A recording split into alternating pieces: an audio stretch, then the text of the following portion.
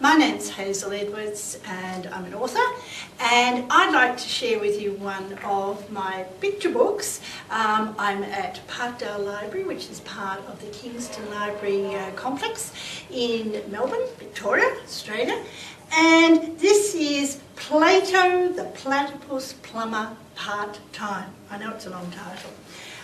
The illustrator of this is John Petropoulos, and there are a number of really special things about this particular picture book, and while I read it and share it with you, I'd like to explain a few of the background things, because that makes it much more interesting when you're reading a story together, particularly in a family.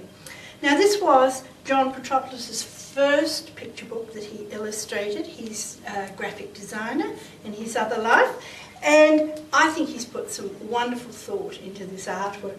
I really love the platypus footprints. And we have done a television program at one stage, a cooking program where we cooked, the 10-year-olds cooked pancakes that were based on the footprints of, or the paw prints of the platypus. Now, you don't usually have a platypus who's a plumber, but this one's really special. And he's now called Plato, not just because of John's Greek connections, but Plato was good at fixing things in terms of ideas, and so we called him Plato the Platypus Plumber. Now, he's a very special plumber. He's got his own business card, and he is a friend to Zanzibar, who calls him whenever he needs help. So it's a story about friendship, but it's also a lot to do with water and conserving things. So, water has secrets and memories flood downstream with the creek. So the creek is a character in the story too. What's wrong, Zanzibar? Water gushing everywhere? I'll bring my toolkit. I'm Plato Platypus Plumber part-time, on call for friends like Zanzibar. So when the illustrator and I sat down to chat about the artwork, the thing that was most important was how to work out how this platypus's toolkit would work, because he's going to have to swim underwater. It's got to be waterproof. His mobile phone's got to be waterproof, so his friend Zanzibar can call him whenever he needs help. Zanzibar lives with his family in an old sort of renovated delight that's never quite fixed, and things are always going wrong with it, so he needs a bit of help. His family needs a bit of renovation at times too, so it's great to have a friend like Plato who comes and not just fixes plumbing problems, but helps with family too. I fix pipes, taps, and grumpy people, but sometimes I get it wrong. So the special toolkit that he has is for fixing plumbing things, but it's also for fixing grumpy people. And they live beside the river where there's a bit of a bike track where there are ferals. The ferals chase me along the bike path beside the creek. That's a worry, but I trick them. I platypussyfoot with a sidestep and a cat joke from my toolkit, because he's got a joke book in there for fixing grumpy people. Zipped in my toolkit I have, and it goes through all the sorts of things that he has in his toolkit. He's got a joke book, he's got earmuffs, he's got a hard hat, he's got a jar of happy, he's got must-wear goggles, a spanner, waterproof-ish mobile phone, and smile spray. Now, this is the page that you can talk about a lot in a family and say, well, what do you reckon you'd need in a toolkit for fixing grumpy people? And this is why a book belongs to the reader, not to the writer once it's published. So I often ask readers, how do you think he'd use these things? And one little girl said, oh, the hard hat's for keeping your ideas in, not just for plumbing. And somebody else said, oh, you need a plunger there, like a plumber wouldn't use, but it's for extracting ideas. Or maybe a feather to tickle people with and make them smile. So you can think about things you could use in your toolkit. When this book was launched at an Indonesian international school, all the children made their own toolkits and they decided what would go in the toolkit. And there were paw prints leading into the library and we all drank muddy milk at the end. Zanzibar's family is fixing up this run-down house beside the creek. Things break or leak, so they need me and my toolkit. And this was actually one of the first pages that was drawn by John. Artists don't always draw the artwork in the sequence of the book. They try and get the page with the character right first. Zanzibar is in the bath holding a hose and water is splashing everywhere. Mum says it's my fault, but it just broke itself. Water sloshes on the floor. Hang on, Zan, I say, I'll find the right tools. Count down from 13, I'll dive in and fix it. 13, 12, 11, 10, 9, splash! Wow, thanks Plato, says Zanzibar as the water stops.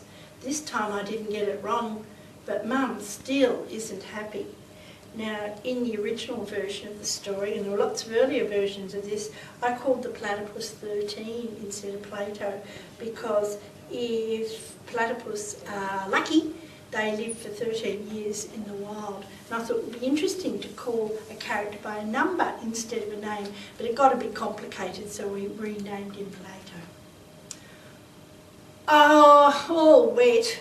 Mum holds up her travel poster, which is soaked. Zanzibar, please come and help clean up. I squirt some smile spray as I leave, and by the time the mess is tidy, Mum isn't grumpy anymore. So Mum would really like to travel, but she's a bit stuck renovating this house.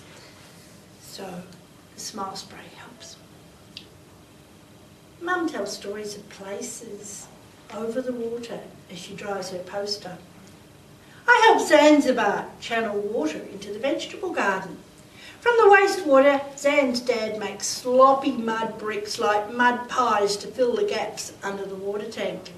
Zanzibar and I slide in the muddy ooze. A mudslide. This wasn't in my toolkit, but it's lots of fun. We had some friends who had a mud brick house. That's what gave me the idea for some of this. Zanzibar helps his gran to water her thirsty bonsai plants. Bonsai are very, very small ones. Mum pins up her salvage posters of Zanzibar, the place Zanzibar was named after, and other exotic places she hopes to visit one day. So everybody's got dreams in this story. If Dad, the king of renos, ever finishes renovating the house.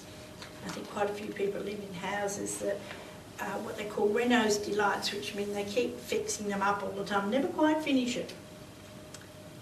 I swim home up the creek, glad my toolkit worked again. I'm only part-time as a plumber. The rest of the time I swim with my watery memories of BD, that means before the drought. That's when I used to frolic in the billabongs or tap dance in the council sprinklers. But now, no rain for months. Even school gardens died. Now gutters have strange new pipes like sculptures leading to water tanks, diverters and pumps. And this is a very elaborate piece of artwork here that's authentic. I get lots of calls for help because things break down.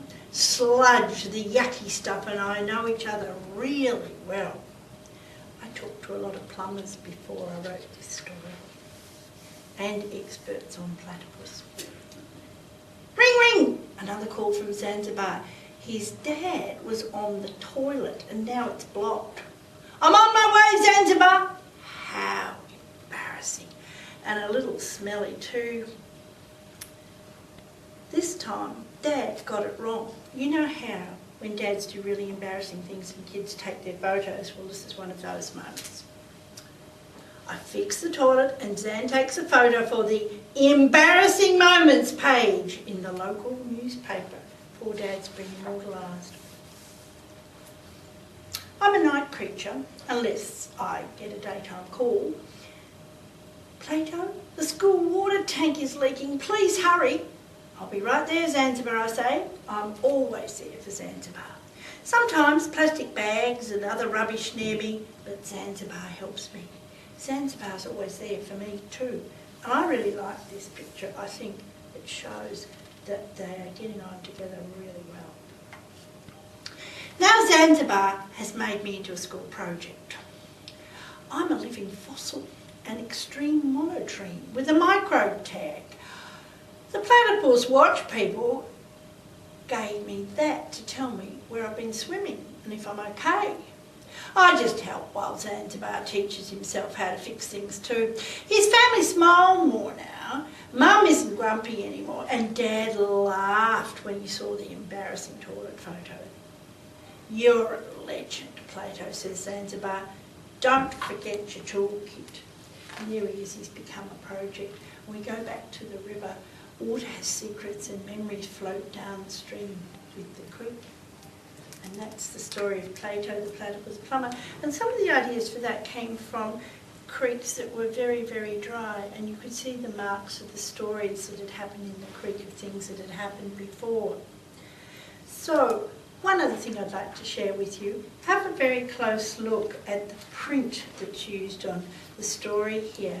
That's a made-up print that John Petropoulos invented because he calls it Cassandra font. Font is the name for the print. And he has a daughter called Cassandra, and that's the way she writes. So she's very pleased that this is her dad's first book, and he's named the font after her. And when the book was launched, a little girl came up and wanted her book signed. And she said, "My name's Cassandra." And I thought, well, that's a coincidence. This was a little girl in Indonesia whose name was Cassandra, and there was a Cassandra back here in Australia whose dad had illustrated Plato the Platypus Plumber part-time.